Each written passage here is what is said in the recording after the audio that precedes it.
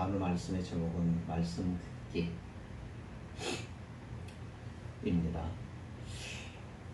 신앙생활에서 우리 최대 문제가 있다고 한다면 그것이 무엇일까요? 하나님의 말씀은 분명하고 명확하게 우리에게 들려오는데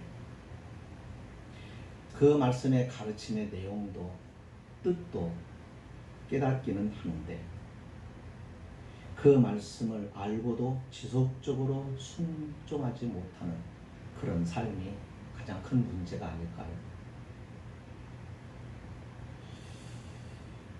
우리가 부유하고 넉넉하게 살아가는 것도 필요하겠지만 정말 우리가 하나님의 관점에서 볼 때 믿음이라고 하는 눈으로 볼 때 정말 우리에게 진정으로 커다란 문제 우리가 꼭 해결해야 되고 우리가 이것을 극복해야 되는 그런 문제점이 바로 말씀을 지속적으로 순종하지 않고 살아가는 그런 삶이라고 여겨집니다.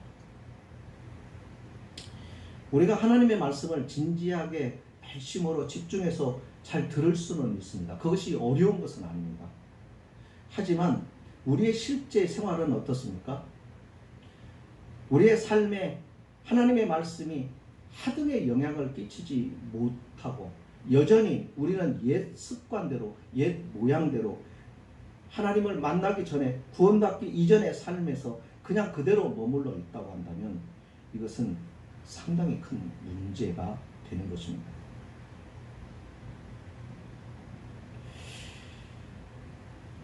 요즘에 신앙에 대한 도전과 유혹들이 많은 시대를 우리가 살아갑니다. 특별히 이제 코로나가 생기면서 우리가 더욱 이것을 우리의 눈으로 직접 목격하면서 살아가죠. 왜 이렇게 쉽게 예배를 포기할까? 또 그렇다고 해서 이 예배를 사모하고 예배를 드려야 되겠고 빨리 이날이 오기를 위하여 그러면 더욱더 기도하고 모여서 우리가 하나님 앞에 막 매달려야 되는데 그건 또 그렇지 않습니다.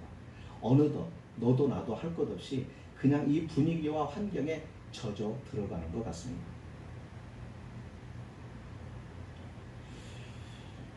야고보 사도는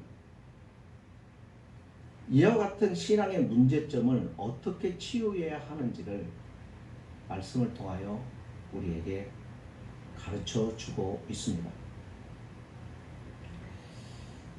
많은 성도들이 본인은 그렇지 않다고 얘기하지만은 은연중에 말하는 것이나 살아가는 모습들이나 또 이렇게 보면은 그 내면에는 어떤 생각들을 가지고 있느냐면 예수 믿는 것이 예수를 통해서 어떤 문제가 그리고 내게 있어서 어떤 어려움들 그리고 이런 것들이 좀 해결이 되는 그래서 내가 좀 기뻐하고 내가 좀 행복하고 내 인생이 좀 그렇게 살았으면 좋겠다고 하는 그런 마음과 기대가 상당히 많은 것 같습니다. 다시 말하면 우리가 믿음으로 살려고 하나님 앞에 바로 살아야 되겠다고 하는 이 생각보다는 구원을 받았음에도 불구하고 성도들이 내가 행복하는 것이 우선이고 그것이 내게 중심이고 그것이 내가 원하는 것 그러니까 내가 행복해야만 된다고 하는 생각 그것이 하나님을 섬기고 말씀에 순종하고 살아가는 것보다 더 우선시되어 있지 않는가. 물론 예수 그리스도를 통하여 우리에게 십자가의 구속을 통해 우리를 죄를 용서해 주시고 그리고 우리를 믿음으로 의롭다 하신 하나님의 그 축복으로 인한 기쁨이 있습니다. 그것이 우리로 하여금 행복하게 하는 원천이 될 수는 있습니다. 그런데 성도들 가운데는 그것 말고 행복 일변도의 그와 같은 신앙생활을 하는 분들이 있다는 얘기죠. 어떤 사람들은 그것을 기복신앙이라고도 말합니다. 그러니까 행복 일변도의 기복신앙은 자칫 잘못하면 우리로 하여금 비성경적인 상식으로 변질시켜버릴 수 있다는 것이죠. 뭘요? 신앙. 예를 들면 이런 겁니다. 내가 행복하면 하나님께서 다 옳다고 받아주신다는 오류에 빠지게 됩니다. 내가 행복하면 하나님이 나를 축복하시는 것이고 하나님이 나의 모든 것을 옳다고 인정해 주시는 것 같은 그런 착각에 빠진다는 것입니다. 이 행복이 중심에 와 있고 이 행복이 하나님이 계셔야 될 나의 마음의 왕좌에 앉으면 그 다음부터는 하나님의 의는 뒷전이 되어버리고 맙니다. 교인이 된 이유가 우리 자신의 행복을 위해서가 아닙니다. 그런데 많은 성도들 가운데는 교인이 된 이유가 자신의 행복을 위해서 내가 믿음 생활하고 예수님이 그래서 내게 필요하고 이런 것처럼 생각하고 그렇게 생활하는 분들이 굉장히 많습니다. 자, 그렇게 되면 어떻게 될까요? 하나님의 말씀, 이 말씀의 법을 내게서 버립니다. 밀려나는 것입니다. 그리고 나의 행위, 내가 지은 죄도 우리는 종교라고 하는 이름으로 하나님의 은혜라고 하는 단어를 빌려다가 내 죄와 허물을 정당화시켜갑니다. 그것을 하나님 앞에 놓고 그것이 얼마나 심각한 것인가를 고민하고 하나님 앞에서 울면서 이 문제를 해결하려고 하기보다는, 그리고 하나님 앞에 죄에 대한 두려움을 갖기보다는 자꾸 정당화와 합리화를 통해서 자꾸 이것을 덮어나가고 위기를 모면하려고 하는 그러한 모습으로 변질되어 버리고 말죠. 이런 것들을 보면서 오늘 현대 그리스도인들이 이렇게 살아가고 있지는 않는가. 그래서 우리의 신앙이라고 하는 것이 너무나도 힘없이 무너져버리고 유혹 앞에 힘없이 주저앉아버리는 것은 아닌가, 그런 생각을 갖게 됩니다. 진정으로 그리스도인의 행복이 뭘까?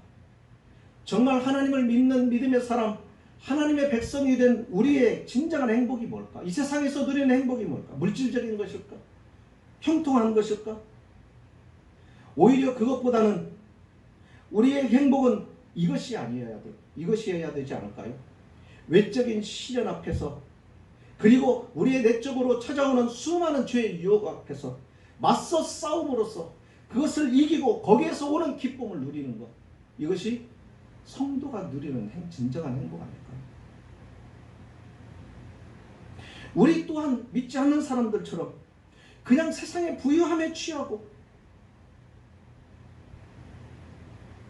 그리고 세상의 사람들이 가지고 있는 그것에 대해서 가치를 가지고 그것으로 행복을 찾는다고 한다면 진정한 그리스도인은 아닐 것입니다. 어쩌면 신앙생활이 구약시대와 신약시대가 전혀 다른 모습을 우리는 볼 수 있습니다. 구약에 있어서의 하나님의 복은 많은 물질의 축복이요, 또 지지경을 넓혀주시는 것입니다. 그러나 신약에 와서의 복의 개념은 달라져 버렸습니다. 왜 그럴까? 왜 많은 그리스도를 따라가는 사람들이 주님과 같이 십자가의 길을 걸어가야 되고 왜 고난의 길을 걸어가야 될까? 복의 개념이 달라졌기 때문이죠.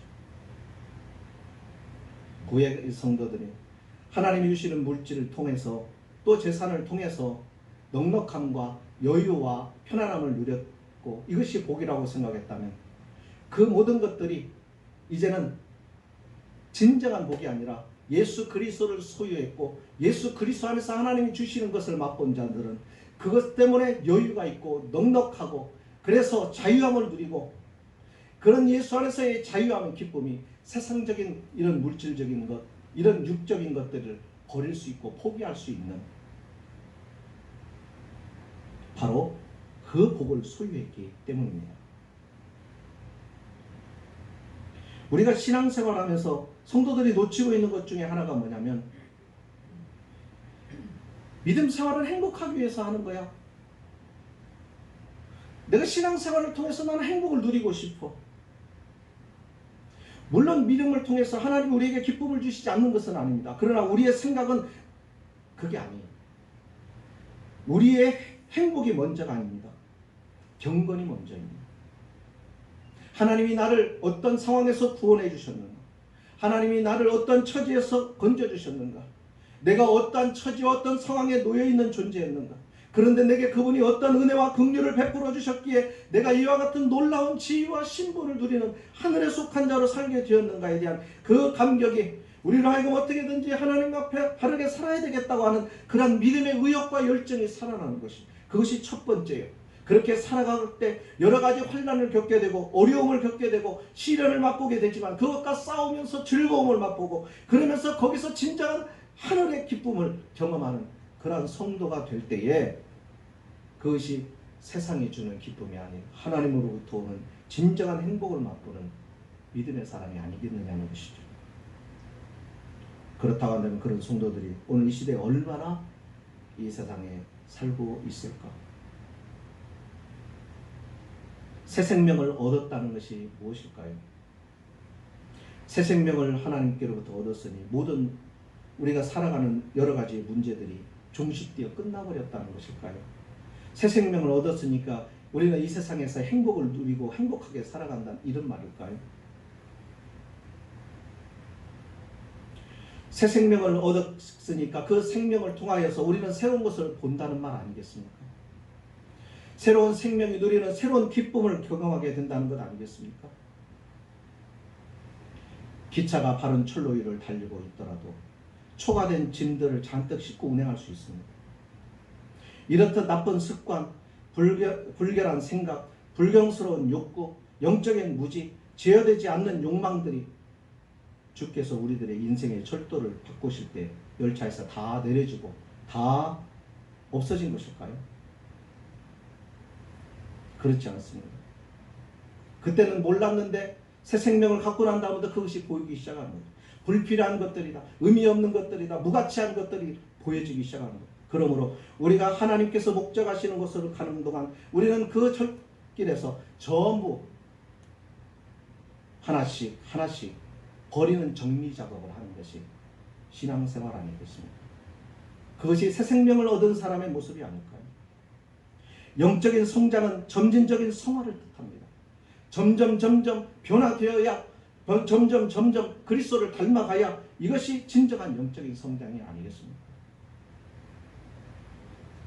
한편으로는 하나님께 성별되어야 하고 또 다른 한편으로는 옛 습관들을 죽여가는 것, 이것이 성화요. 이것이 영적인 성장 아닐까. 그렇다고 한다면 우리가 이렇게 하려고 한다면 어떻게 해야 된다고 야고보는 말하느냐면 19절에서 이렇게 말합니다. 사람마다 듣기는 속히 하고 말하기는 더디하며 성내기도 더디하라.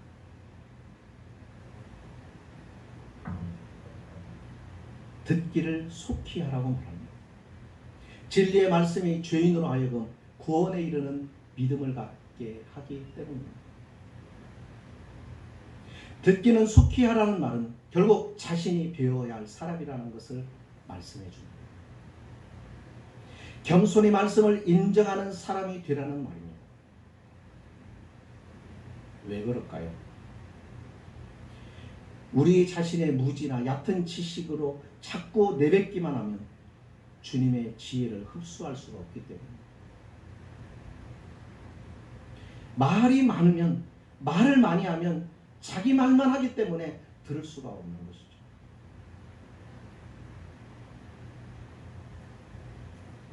우리는 잘 듣는 훈련도 필요합니다. 특히나 하나님의 말씀을 듣는 일에 우리는 열심을 품어야 됩니다. 말씀의 내용을 기억하는 것이 아니라 그 말씀이 내 안에서 그 말씀이 나를 주장하실 수 있도록 말씀이 채워져야 된다는 것이죠. 말씀의 영향을 받는 삶이 되어야 하고 말씀의 지배를 받는 생활이어야 한다는 얘기입니다. 그래서 우리는 늘 말씀을 가까이 하는 것이고 말씀을 암송하고 가슴에 품고 마음에 품고 인격에 품고 살아가야 되는 것이고 그 말씀의 법에 영향을 받아야 그래야 그 말씀의 인도하심을 따라 살아갈 수가 있다는 것입니다. 우리는 무익한 것들에는 많은 시간을 허비하면서도 옳은 말을 들으려고 하는 데는 그렇지 못합니다. 요즘에는 각종 매체들이 발달되어 넘쳐납니다. 그래서 거기에 정신과 시간을 다 빼앗깁니다. 저 역시도 마찬가지로 많은 시간들에 이와 같은 것에 붙들려 있는 것들을 경험하게 됩니다. 그러다가 어떤 때는 아차 싶은 생각도 하게 되죠. 우리 그렇지 않습니까?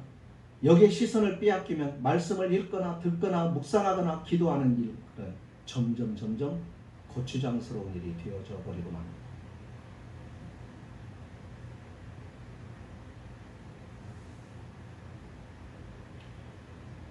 설교는 시대가 갈수록 점점 짧아지고 대신에 오락적인 프로그램들은 많아지는 시대를 살아갑니다. 말씀보다는 찬양이 더 중요한 시대로 바뀌어진 것 같은 착각이 듭니다. 예배당은 화려하고 웅장한데 그곳에 하나님의 말씀은 미미해지고 약해져 갈 뿐입니다. 말씀과 함께 사도행전에 보면 교회가 부흥이 됐다는 말씀이 나옵니다. 말씀이 살아 역사해야만이, 그래야 거기에 심령이 새로워지는 역사가 있고 새로워지는 역사가 일어나야만이 이는 변화의 물결이 일어나고 사회에 영향력을 끼치게 되겠죠. 말씀 중심으로 섬긴다는 말은 많이 하는데 실제로 말씀을 경시하고 잘 듣지 않는 것이 대부분의 우리의 현실 아닙니까? 말씀 듣는 훈련이 제대로 안 되면 어떻게 될까? 영적인 성장은 멈추게 될 것이고 주님과의 교제는 금이 가고 말 것입니다.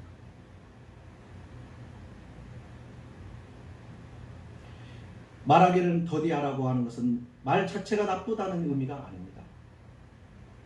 우리가 말하려고 하는 것보다도 우리는 더 중요하게 여겨야 될 것이 하나님의 말씀, 귀한 말씀이 우리 속에 가득 채워지는 일에 더욱더 많은 관심과 시간과 열정을 가져야 된다는 겁니다. 그래야만이 우리는 우리의 믿음을 지켜낼 수가 있기 때문입니다. 성내기도 더디하라고 말씀합니다. 잘 듣지 않거나 사람이 급하게 말하다 보면 화내기가 쉽습니다. 신앙생활에서 우리가 화를 내는 것들은 참으로 위험한 요소들을 품고 있습니다. 그것이 비록 의로운 분노라고 할지라도 때로는 자제가 필요할 때가 있습니다. 왜 그러냐면 의로운 분노도요, 그 분이 잘못하면 쉽게 악의로 발전할 수가 있기 때문입니다. 그래서 잠언 16장 32절에 노하기를 더디하는 자는 용사보다 낫고 자기의 마음을 다스리는 자는 성을 빼앗는 자보다 낫다고 했습니다. 성내지 말아야 되는 진짜 이유를 야고보가 말합니다. 그것은 하나님의 일을 이루지 못하기 때문이라는 것입니다. 그러니까 우리 안에서 화내는 것들을 자꾸 없애야 된다. 이것을 싸워서 몰아내야 된다. 이 싸움이 가능해지려고 하면 우리 안에 하나님의 말씀으로 충만해져야 된다는 거죠. 성령에 충만하다는 것은요, 하나님의 말씀에 충만함이 없이는 불가능합니다. 왜냐하면 성령은 늘 하나님의 말씀과 함께 역사하기 때문이죠. 말씀이 우리 안에 가득 차야 그 말씀이 우리의 삶의 인격에 영향을 끼치게 되기 때문입니다.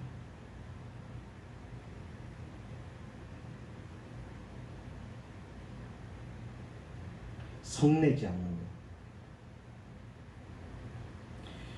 이것은 그의 심령에 여유와 넉넉함과 자신이 있기 때문이 아닐까요? 성령에 충만하면 쉽게 화내지 않습니다. 성령에 충만하려고 하면 하나님의 말씀으로 우리의 마음을 채워야 됩니다. 그러면 우리는 쉽게 분노하지 않습니다.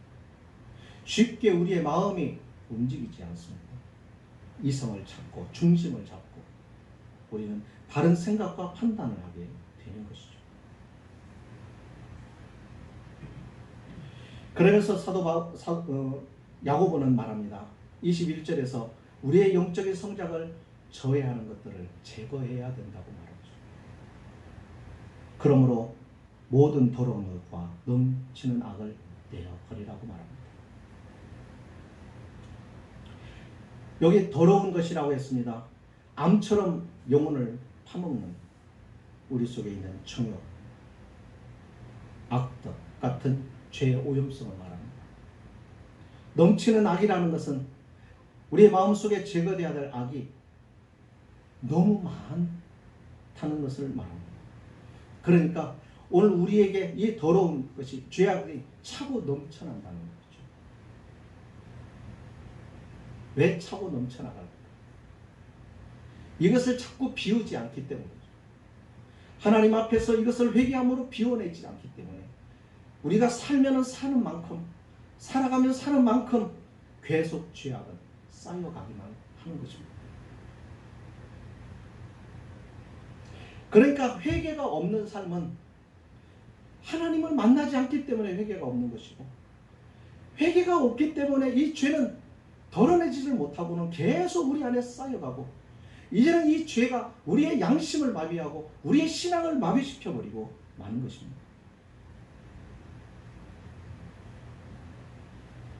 그래서 신앙생활에 문제가 되는 말씀에 불순종하는 이 삶이 생겨나는 것입니다.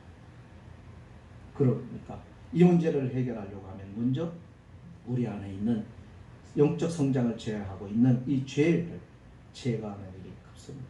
그것은 우리가 스스로 파낼 수 있는 것들이 아닙니다. 사실은 이것은 우리가 내 죄를 찾아서 끄집어낼 수가 없어요. 내가 죄를 짓고도 무슨 죄를 졌는지 우리는 몰라요. 그것이 오래돼서 기억에서 사라져버린 것일 수도 있고요. 너무 많아서 기억을 다 못하는 것도 있습니다. 그러니까 우리가 하나님 앞에 빛이신 그분 앞에 가까이 갈 때만이 우리의 허물을 볼 수가 있고, 그의 빛에 의존하지 않고서는 우리는 우리 속에 있는 내게 악이 얼마나 넘쳐나는지를 우리는 모릅니다. 어제 회개했다고 오늘 회개 안 해도 되는 게 아니잖아요. 어제 회개해서 모든 죄가 청산이 되었다 할지라도 오늘 우리는 또 죄를 짓습니다. 이것이 우리의 모습입니다.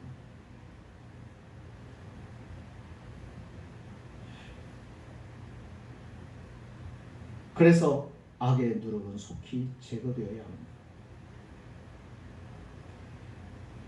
사도 바울은 그 이유를 그렇게 말합니다.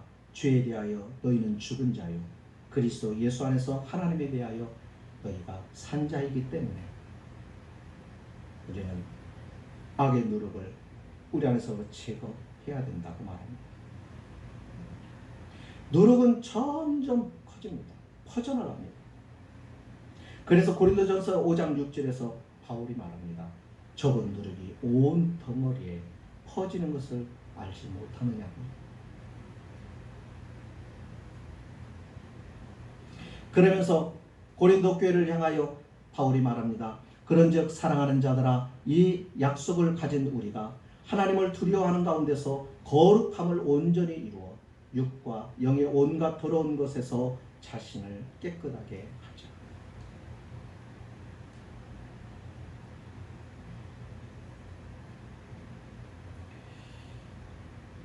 부정적인 요소를 우리에게서 제거하려면 그 부정적인 요소가 완전히 제거되어서 다시금 우리에게 영향을 주지 않게 하려고 한다면 부정적인 요소를 제거하는 데서 끝나면 안 되고, 그 부정적인 요소들을 제거하고 난 그 빈자리를 긍정적인 측면으로 채워야 되겠죠. 죄를 우리 안에서 밀어냈으면 그냥 두면은 안 됩니다. 빈자리로 두어두면은 안 됩니다. 그러면 더 강력한 일곱 귀신이 들어와서 그 자리를 차지해버리고 말 것입니다. 회개에서 죄를 걷어냈으면 거기에 그냥 방치해 두면 안 됩니다. 거기에 다시금 죄가 둥지를 틀지 못하도록 하려고 하면은 그곳에 하나님의 진리의 말씀, 생명의 말씀으로 채워 놓아야 합니다. 그래야만이 믿음이 자리를 잡게 되고, 그런 믿음만이 세상에 어떠한 유혹도 또 우리 앞에 닥쳐지는 여러 가지 시련도 능히 이기게 하는 능력이 되는 것입니다. 그래서 그는 21절에서 마지막에 이렇게 말합니다. 너희 영혼을 구원할 바 마음에 심긴 돌을 온유함으로 받아라. 무슨 말입니까? 자기 중심적인 믿음 생활을 다 몰아내버리고 우리 속에 있는 이 죄 성향들, 하나님이 중심이 아닌 내 중심으로 내 행복이 중심이고 내가 행복하면 모든 것이 괜찮고 내가 행복하면 이것이 축복이라고 생각하고 그래서 모든 신앙생활하는 자기 행복을 중심으로 해서 신앙생활한다. 이런 잘못된 습관들을 다 내버리라는 것입니다. 그리고 거기에 하나님의 말씀을 심어놓으라. 경건을 심으라는 것입니다.